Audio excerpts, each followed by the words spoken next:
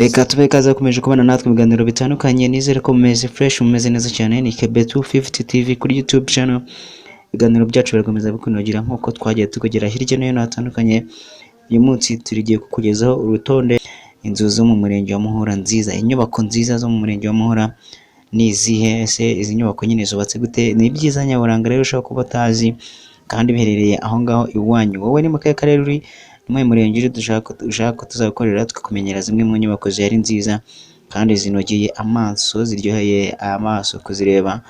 Hanyuma rero nk'uko bisanzwe, mbere na mbere mbanza kukubwira ngo banze konde subscribe kuri KB250 TV kugira ngo dukomeze tubane namwe mu biganiro bitandukanye. Rero ni inkuru tugenda tukugezaho gatanu ku kandi. Hanyuma rero nk'uko nabikubwiraga, ku mwanya wa 10, dore ku mwanya wa 10 turasanga inzu y'uwitwa Rwigamba Jeho. Ni inzu nziza cyane iherereye mu kagari ka Taba mu murenge wa Muhura, ikaba ari hafi na sitasiyo, ndetse akaba ari inzu nziza cyane iherereye iburyo uri kumanuka ndetse n'ibumoso uzamuka ugenda.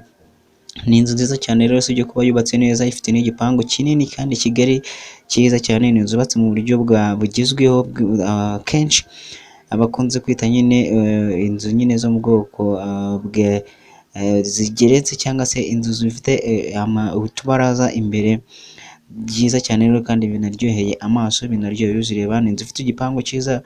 Mbere na mbere rwose nakubwira ngo ni inzu ukwiye kubugira nawe kuba wasura ukayireba. Akaba ari inzu nk'uko nakubwiraga iherereye aho ngaho hafi na sitasiyo ya essence hariya i Muhura, ahagana nyine kwa Rwigamba Jeho. Hanyuma rero usibye kuba ari inzu nyine, akaba anakora hariya muri Banque Populaire du Rwanda ishami rya Muhura cyangwa se branch ya Muhura. Akaba ari umwe mu bafite inzu nziza mu murenge wa Muhura nyine nk'uko nabikubwiye. Tukaba tuyisanga ku mwanya wa 10. Hanyuma rero ku mwanya wa 9 turasanga inzu umucuruzi umwe.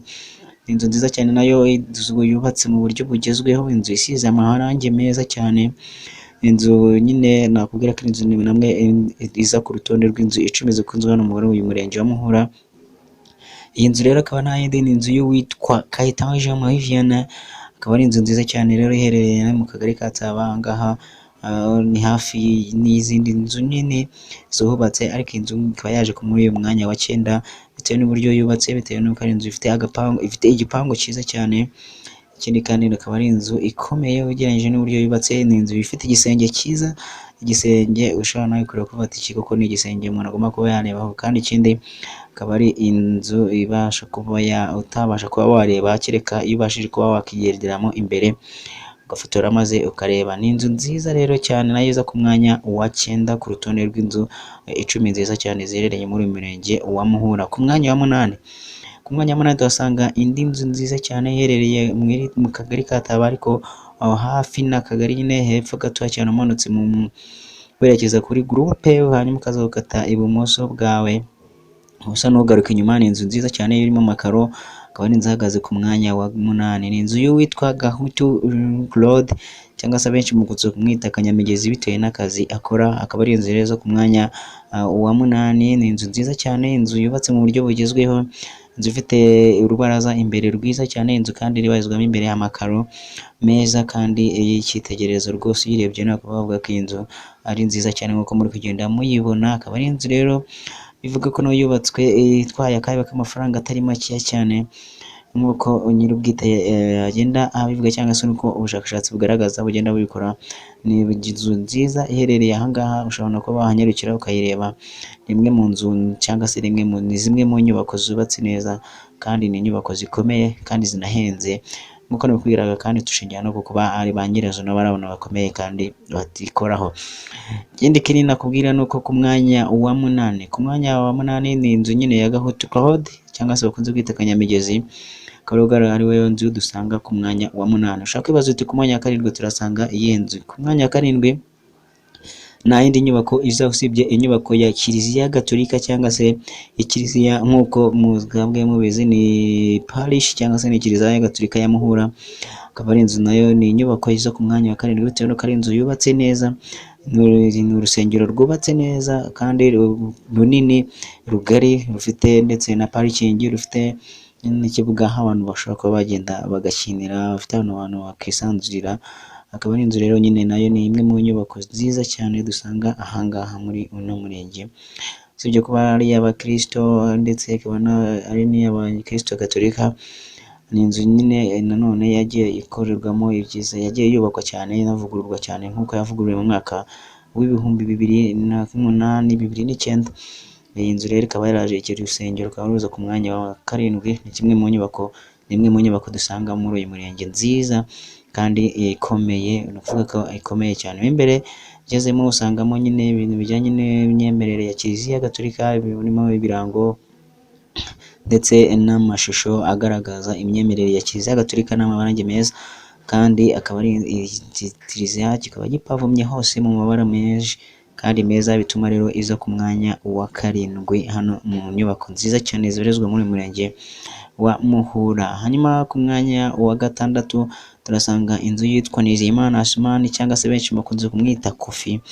Akaba ari inyubako nziza cyane, ni style nshya yabigeze ahanga muri murenge wa Muhura. Akaba ari inzu ifite uburyo yubatse mu buryo butandukanye cyane, utashobora kuba wamenyera ahantu iyi nzu imena amazi. Wirebye ushaka kuvuga uti si iyi nzu koko imena amazi, ni ukuvuga ko amazi yanyura mu mpombo zirimo hagati mu nguni, amazi akamanuka hasi, cyane ko nta hantu namwe ushobora gusanga acurikiye. Kandi ni inzu nziza cyane, umuntu atakwiye kuvuga ko ari inzu nziza ku buryo yubatse, urebye uburyo yubatse, uburyo ihagarara, akaba ari inzu kandi ihagaraye, akaba ari inzu ifite igipangu nacyo cyiza, kandi bivuze ko nyine ariyo mpamvu ino nzu iza kuri uyu mwanya wa 6 mu nzu nziza cyangwa mu nyubako nziza kandi zinakomeye, zinahenze, nyamuneka zinahenze, zifite zanatwaye akayabo k'amafaranga atari make kugira ngo yubakwe cyane. Nk'uko nabikubwiraga, ba nyiri amazu ntabwo ari abantu baba boroshye, ni abantu baba barakoze kuva kera, abantu baba baragiye bashyira imbaraga zabo mu bijyanye no gukora kandi cyangwa se ari abantu bafite akazi gahoraho. Hanyuma rero ku mwanya wa 5, ku mwanya wa 5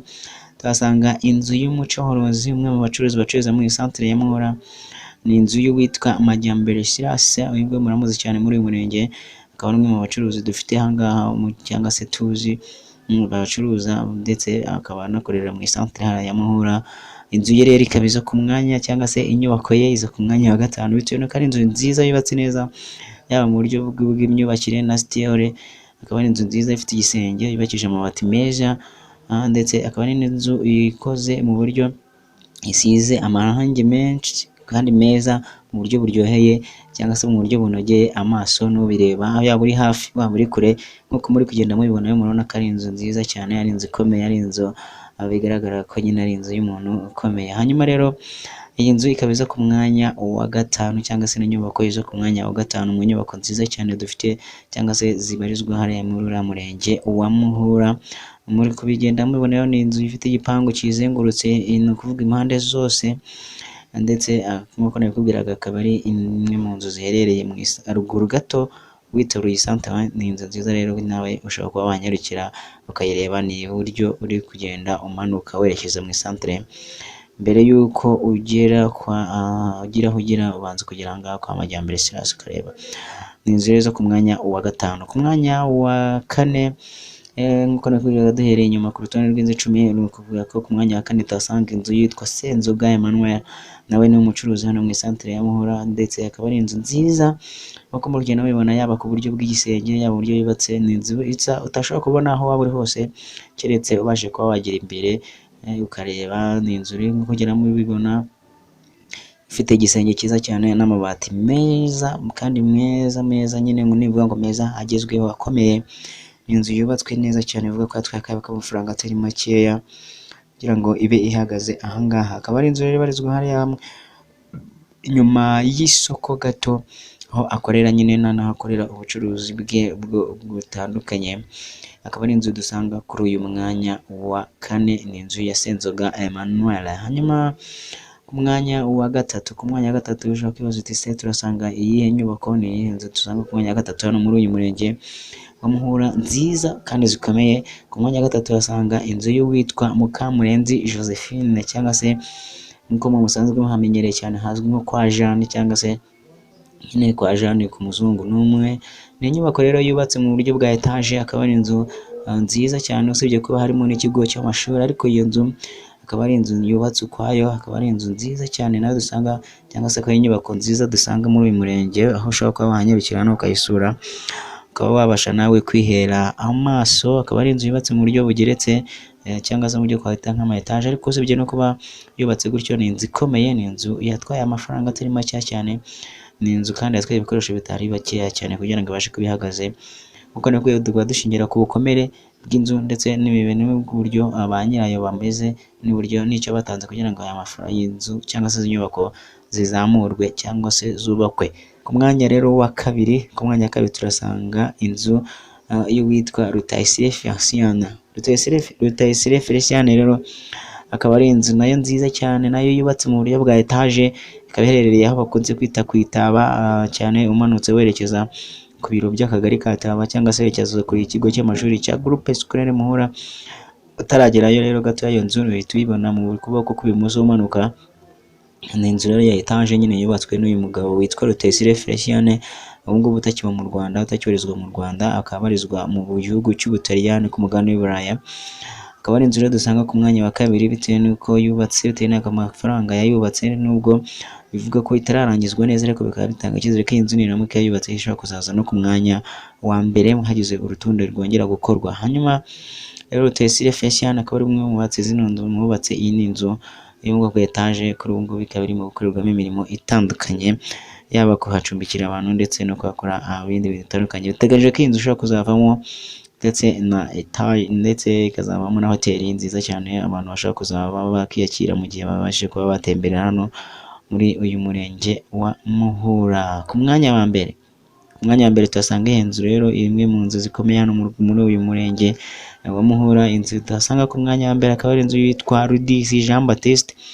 Rudisi Jean Baptiste rero ino nzu ikaba iza ku mwanya wa mbere nyuma y'uko yayiguze n'uwitwaga Alexandre cyangwa se umwe mu bahungu ba Mario, muramuzi cyane, yabaye umupasiteri, yabaye umupadiri ukomeye hano mu Rwanda ndetse aza no guhabwa igihembo. Akaba rero umwe mu uyu Alexandre ari umwe mu bana yareze ndetse anamwubakira iyi nzu muri kugenda mubona. Ni inzu nziza cyane, inzu ifite igipangu, inzu ihagaze neza mu buryo bwose bushoboka, akaba ari inzu ikomeye, ni inzu ipavomye ndetse inateye uburyo inakoze neza ku buryo no imbere ndetse n'inyuma hari amakaro, ugereze n'inyuma n'imbere mu gikari bivuze ko ko ari inzu nyine ifite itandukaniro. Akaba ari iyo nzu rero ya mbere cyangwa se n'imwe mu nyubako za mbere nziza zibarizwa muri uyu murenge wa Muhura nk'uko urutonde rwacu twakoze ruri kugenda rubikubwira. Ni inzu dusanga rero ku mwanya wa mbere, akaba ari kwa Rudisi Jean Baptiste, umwe mu bantu b'abacuruzi bakomeye cyane hano muri uyu murenge, nyuma yo gukorera uruganda rumwe rwenga inzoga hano mu Rwanda. Hanyuma nk'uko rero nawe twabikubwiye, ushobora kuba ufite igitekerezo, inyunganizi cyangwa se ukaba hari uburyo wumva tutashyizemo cyangwa hari inyubako tutashyizemo, ushobora kuba wanyarukira kuri paji yacu ya Facebook ni Irenzaho MPB ndetse no kuri KB250 TV, hanyuma ukadereza igitekerezo cyangwa ugaca hano kuri YouTube ugashyiramo comment, tukaza kuzireba tukamenya ngo ibyo twakoze ni ibi ngibi, nawe hari inyunganizi ushobora kuba waduhereza ukatwandikira. Ikindi kandi ni uko ushobora kuba waduhamagara kuri iyi nimero ikurikira 0786671351 ukatubwira ngo ibi ngibi ni gutya mwabikoze cyangwa se mwari bigenze gutya. Ushobora no kwikorera urutonde rwawe maze ukaruduhereza. Nagushimira rero wekomeje kubana natwe ibiganiro bitandukanye, nkubwira ko ari nkwibutsa ko ari KB250 TV, udushanga kuri paji ya YouTube, kuri YouTube nyine ni KB250 Akanya TV. Urungura akaba urutonde rw'inyubako cyangwa se inzu 10 nziza zibarizwa muri uyu murenge wa Muhura. Ushobora kuba wahagera ukavuga ati se mama inzu niriye cyangwa se nihe nshobora kuba najya kubariza. Reka ndugusubiremo ko rumeze duhereye ku mwanya wa 10. Ku mwanya wa 10 tuhasanga Rwigamba Jean neza ku mwanya wa mbere kwa 10. Iyo ku mwanya wa 9 twasanze inzu ya Kayita Jean Marie Vianney. Ku mwanya wa 8 tuhasanga inzu ya Gahutu Code cyangwa se Kanyamigezi. Ku mwanya wa 7 twasanze inzu cyangwa se inyubako ya Kiliziya Gatolika. Ku mwanya wa 6 Nizeyimana Asmani cyangwa se bakunze kwita Kofi. Ku mwanya wa 5 tuhasanga inzu ya Majyambere Silas. Ku mwanya wa 4 tuhasanga inzu ya Senzoga Emmanuel. Ku mwanya wa 3 tuhasanga inzu ya Mukamurenzi Josephine cyangwa se ya Jeanne. Ku mwanya wa 2 tuhasanga inzu ya Rutayisire Feliciane, akaba ari etaje iherereye ya Kwitaba. Ndetse ku mwanya wa mbere tuhasanze inzu ya Rudisi Jean Baptiste. Ngurwo ngayo nguko ngo rw'urutonde rw'inyubako 10 nziza ushaka gusanga hano muri uyu murenge wa Muhura. Murakoze kubana natwe, mukomeze murebe n'ibiganiro byacu tugenda tugutegurira 5 kuri 5, ariko ubishoboye unabikunze wakanda subscribe kugira ngo tuze dukomeza tubane mu biganiro n'inkuru tukugezaho. Nitwa MC Mike.